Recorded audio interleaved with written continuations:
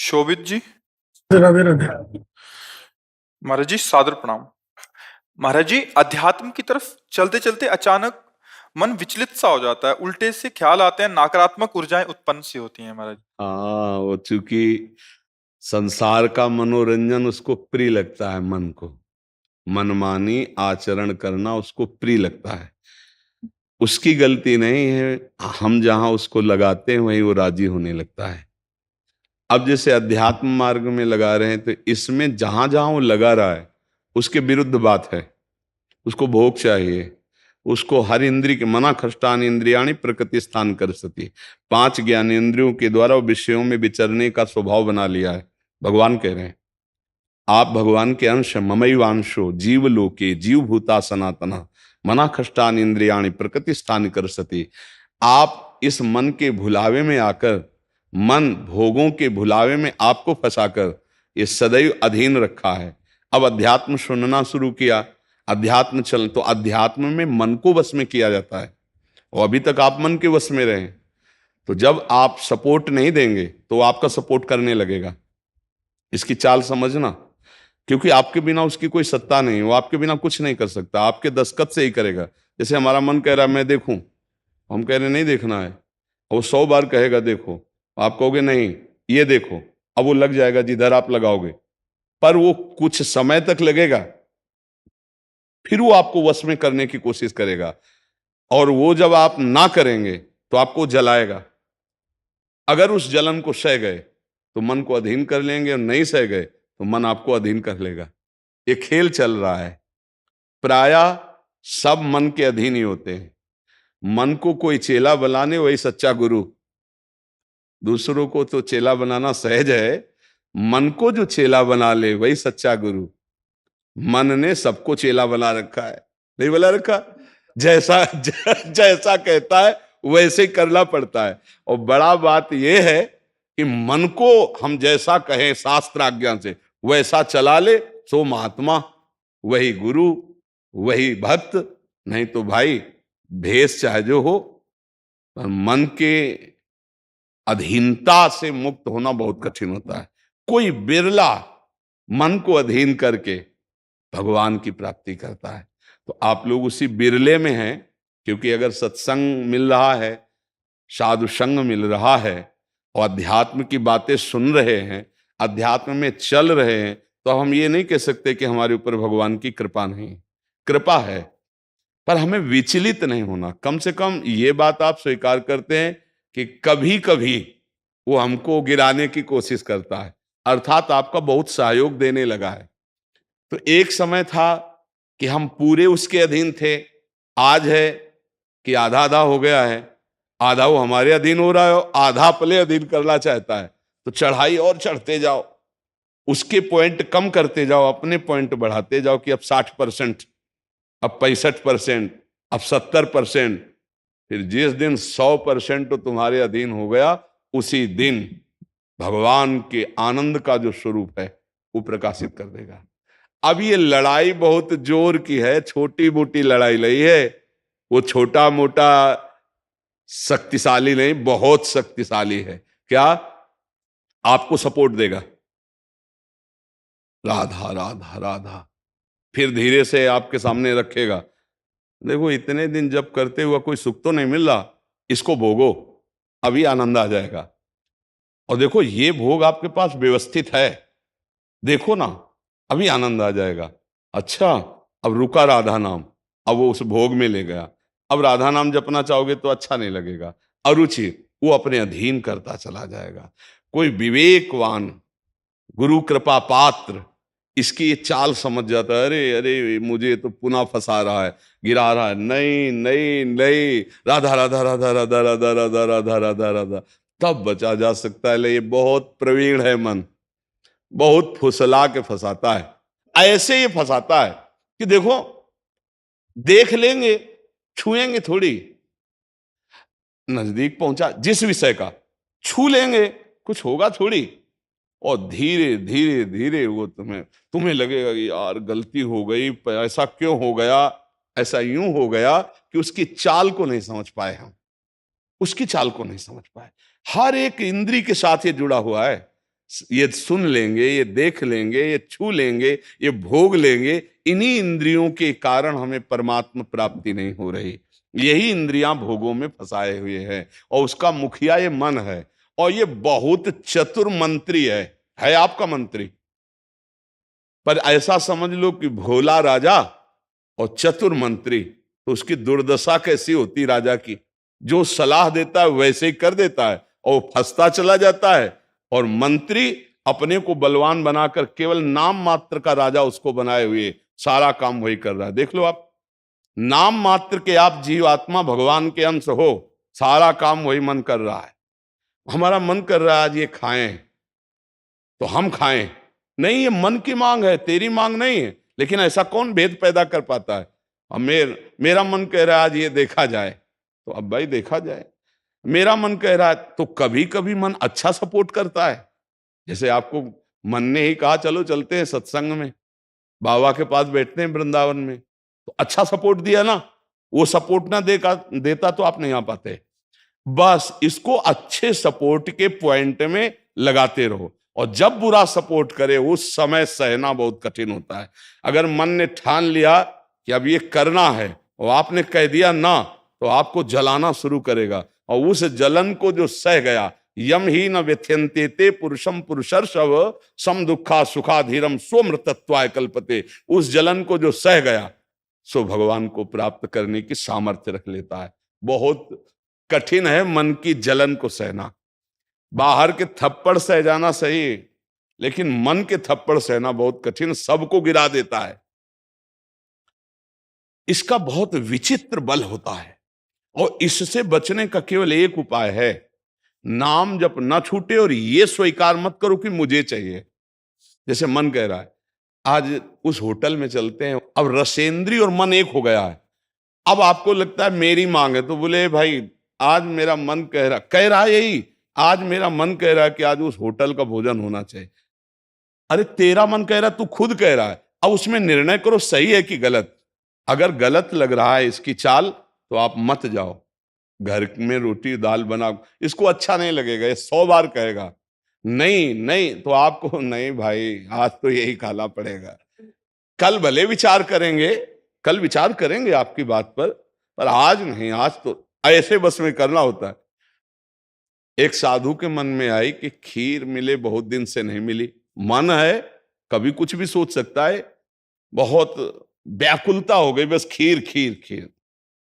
तो एक भगत के यहाँ गए, 10-5 गाय भैंस बंधी थी, और उनका कि आपकी श्रद्धा है संतों पर। उनका महाराज आदेश कीजिए। तो बोले 10 संतों के लिए खीर बना सकते हो आप? बोले 20, घर का दूध है, हम 20 संतों के लिए बना देंगे।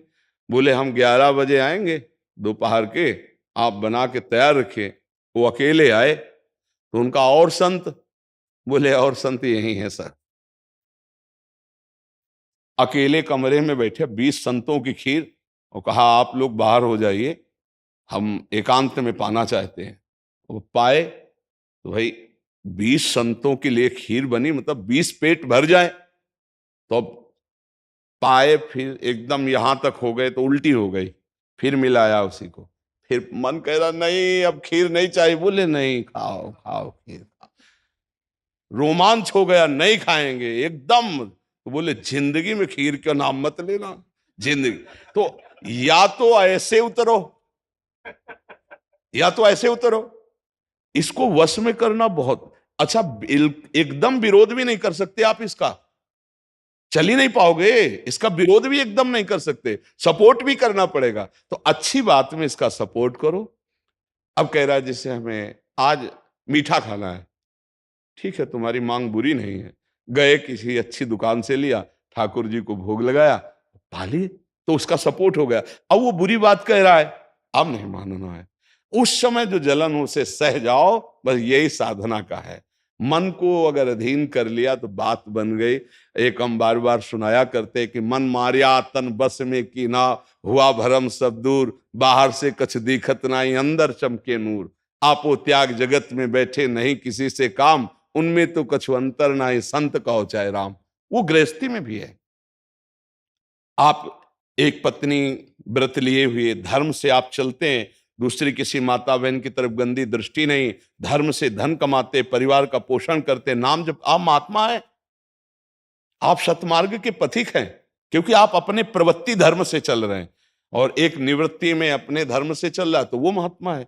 ऐसा महात्मा का मतलब केवल वेश से नहीं होता, महात्मा का मतलब उस लक्षण से होता है। अगर आप भागवतिक लक्षण से हैं तो आप भक्त हैं, आप वैष्णव हैं, आप महात्मा हैं। तो मनुष्य जीवन का परम लक्ष्य है मन को अधीन करके परमात्मा प्राप्ति करना। अगर मन अधीन नहीं हुआ तो परमात्मा प्राप्ति में बड़ी बाधा खड़ी हो जाती है। नाम जप करते रहो, धीरे धीरे वो बल आता रहेगा नाम जप से कि आप मन को अधीन कर लोगे। नहीं तो पीछे वाले बैच में यही कह रहे थे कि जितनी जेल भरी है ये सब मन से ही भरी है। नहीं बोले ऐसा क्यों किया? बोले मन ने कह दिया, आप क्या करें, हम तो कहते थे नहीं करना, पर इस मन ने फंसा दिया। तो बोले 20 साल की सजा, अब भोगो जेल। मन की एक हरकत ने पूरा जीवन बर्बाद कर दिया, मन की एक हरकत ने फांसी पे चढ़वा दिया। वही मन की तो हरकत है। तो हमें लगता है बहुत होश में रहा जाए, ये जो मंत्री है सलाहकार मन, इस पर नजर रखी जाए कि इसकी गलत सलाह पे दस्तखत ना करो। और अगर आप स्वीकृति नहीं देंगे तो कुछ नहीं कर पाएगा, पक्का समझना। आपकी स्वीकृति से ही होता है जो कुछ होता है। आप जहां कह देते हैं कि चलो अच्छा ठीक है, बस फिर आपकी कोई गम नहीं है, वो आपसे करवा के मालेगा। इतना बलवान मन है, बड़े बड़ों से करवा लेता है। आप तो मान लो गृहस्थी में हो, जिसने आजीवन भगवान का मार्ग चयन किया है उसको भूल में डाल देता है, गलत मार्ग में ले जाता है। आप तो गृहस्थी में मान लो आपसे चूक होना स्वाभाविक है, क्योंकि प्रपंच माया प्रपंच में जिसने जीवन भर के लिए नियम लिया है उससे भी चूक करवा देता है। बड़ा विचित्र मन है। हाँ, अगर मन कहीं अधीन हुआ है तो भगवान का आश्रय लेकर और विवेक के द्वारा इसे अधीन किया जाता है। और विवेक ये बाजार में मिलता नहीं है, ये सत्संग से मिलता है। जैसे आप सुन रहे हैं, बिन सत्संग विवेक न होई और राम कृपा बिन सुलभ न सोई। सत्संग होता है भगवान की कृपा से, और सत्संग से मिलता है विवेक, और विवेक से मन का शासन। निर्णय किया जाता है, तू गलत सलाह दे रहा है और मेरी मांग नहीं तेरी मांग है, मैं इसको रिजेक्ट करता हूं, नहीं पास करता हूं। बस वो कुछ नहीं कर पाए। पर इतना ज्ञान नहीं रहता भैया, जहां वो मन से आज गरम गरम कचौड़ी दाल की हो और फिर चटनी हो, फिर अब आप खोज करोगे कहाँ बन रही है, हम खरीद के खाए। मन ऐसे ही फंसा रहा है। आप देखो ना, अपने घर में सब भोग सामग्री है, लेकिन जिनका मन, जो भजन नहीं करते, जो सत्संग नहीं करते, उनका मन गंदे आचरणों में फंसा है। घर में वो सब भोग सामग्री, धर्म पूर्वक भोग करके वो भगवान को प्राप्त कर सकते थे, लेकिन वो अधर्माचरण, कलह, अशांति घर में है, और उनका मन कहां ले जाता है? गंदे गंदी जगह उनको फंसाए। ये मन की चाल है। आपके घर में है, धर्म पूर्वक भोग सकते हैं, लेकिन आपसे अधर्म करवाता है, पापाचरण करवाता है। आप विचार करो क्या है इन शरीरों में, क्या है, या उन भोगों में क्या है? कितना भोगोगे? चाहे जितना भोग लो, कभी तृप्ति होने वाली नहीं। और धर्म से चलोगे तो एक दिन इनसे निवृत्ति हो जाएगी, तृप्ति तो नहीं, निवृत्ति हो जाएगी, और आप प्रभु को प्यारे, प्रभु के प्रियजन बन जाएंगे। यही मनुष्य जीवन का लाभ है कि हम कमाई करने आए धर्म की, पुण्य की, नाम की, भगवान का नाम जप करके मंगल करने की, पर ये दिमाग में नहीं रहता। और यही लगता है जितना धन हो जाए, जितनी भोग सामग्री हो जाए, खूब भोगे, मौज से जिए। पर अधर्म आचरण करने वाला कभी मौज से नहीं रह सकता। ये शब्द याद रखो, चिंता, भय, शोक, घबराहट और दुख, ये उसको कभी छोड़ेगा नहीं जो पाप कर्म करता है। अचानक बेमतलब की कल्पना भय की सवार रहेगी और धीरे धीरे वो मन डिप्रेशन में पहुंचने लगता है। क्यों? क्योंकि पापाचरण हो जाता है। और घर के किसी व्यक्ति से ठीक से बात नहीं करेगा। क्यों? अंदर से डिस्टर्ब हो चुका है। ये क्यों हुआ? बोले पापाचरण से हुआ। आज बहुत ज्यादा लोग डिप्रेशन में जा रहे हैं, बहुत ज्यादा लोग। इसका कारण जानते हो क्या है? यही मनमानी आचरण। मनमानी आचरण बचपन से शुरू हो जाता है, गंदा आचरण, गंदा व्यवहार, और वो दिमाग काम नहीं करता। एक प्रियता हमारे अंदर होती है कि कोई हमें प्यार करे, आप समझना। एक हमारे अंदर प्रेम की मांग होती है कि कोई हमें प्यार करे। नौ किशोर अवस्था में, जब यौवन अवस्था का, अगर उस समय हमें गलत संग मिल गया तो विक्षिप्त हो जाता है चित्त। अच्छा, प्यार कोई समझ पावे तो मुश्किल की बात है। प्रेम का निर्वाह तो सिर्फ भगवान करते हैं, या भगवान प्रदत्त ऐसा कोई दे दे जो प्रेम का निर्वाह करे। नहीं, अपने हृदय से जिसको हम प्रेम करते हैं और वो कहीं दूसरी जगह देख रहा है, अब विक्षिप्त हो जाएगा वो व्यक्ति, नहीं हो जाएगा। और ये प्रायः बहुत तायत में हो रहा है। क्यों? क्योंकि पूर्व संस्कार बन गए। अच्छा, जैसे देखना, बॉयफ्रेंड गर्लफ्रेंड, ब्रेकअप, फिर बॉयफ्रेंड, फिर गर्लफ्रेंड। समझ रहे हैं क्या संस्कार पड़ रहा बच्चों के अंदर? अब वो जब वर्ण करेंगे एक पति का, तो उनके अंदर निष्ठा आ पाएगी, वो संयम से चल पाएंगे, वो एक गृहस्थी को संभाल पाएंगे, वो अपने पति या पत्नी पर पूर्ण प्रेम कर पाएंगे? नहीं कर पाएंगे। क्यों? क्योंकि आदत खराब हो चुकी, संस्कार खराब हो चुके। अब ये हमारे समाज में ज्यादा फैल रहा है, नहीं फैल रहा है। अब जहां मन को संयम में लाने की बात आती है, वहां मन को तो हमने पहले ही रद्दी कागज बना दिया, पहले ही हमने उसको गंदा कर दिया। अब कैसे हो सकता है? गृहस्थी बहुत पावन मार्ग है, कोई ऐसा नहीं है।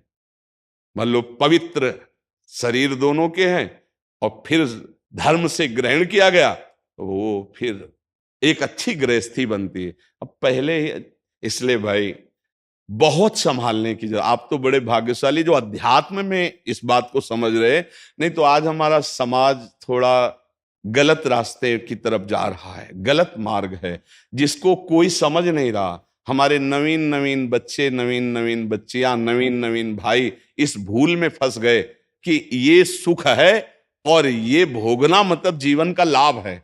नहीं नहीं नहीं, इसको धर्म के अंतर्गत रखा गया। देखो, हमारे शास्त्र में 4 पुरुषार्थ रखे गए, धर्म, अर्थ, काम, मोक्ष। काम कहां है?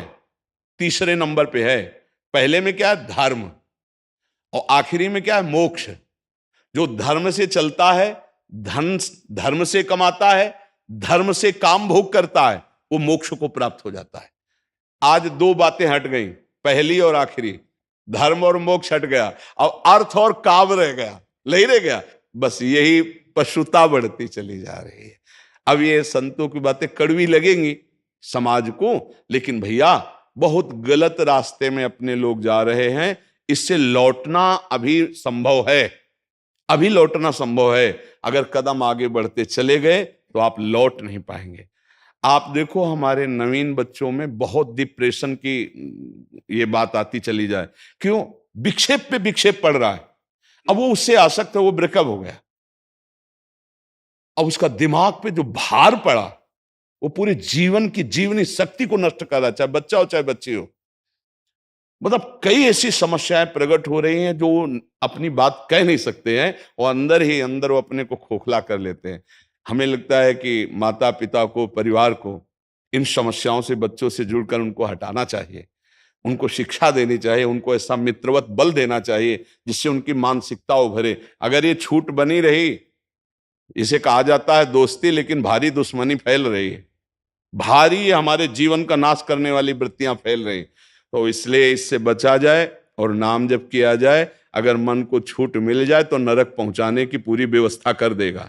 मन को छूट मिल जाए तो भारी से भारी अपराध करा देगा और जलाता रहेगा। इसलिए मन को छूट ना दी जाए, और मन को छूट ना दी जाए इसके लिए जो चाहिए विवेक, वो सत्संग सुना जाए, और जो बल चाहिए वो नाम जप किया जाए। नाम का बल और सत्संग का विवेक, ये 2 ही बचा सकते। साधन को हरि भजन है, कै सत्संग सहाय। जी।